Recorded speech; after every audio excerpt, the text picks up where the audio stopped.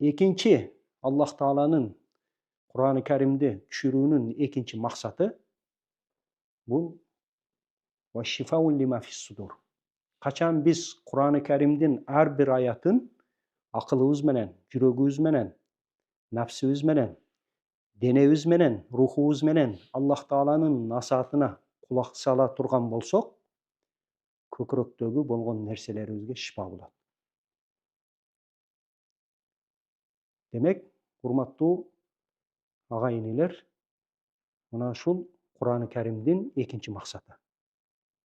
Демек, биринчиден Кур'аны Каримди окуп аткан кезибизде ар бир аяттан Аллах Таала мага, менин рухумга, менин денеме, менин акылыма, менин нафсиме эмне насаатты айтмакчы деген суроо беришибиз керек.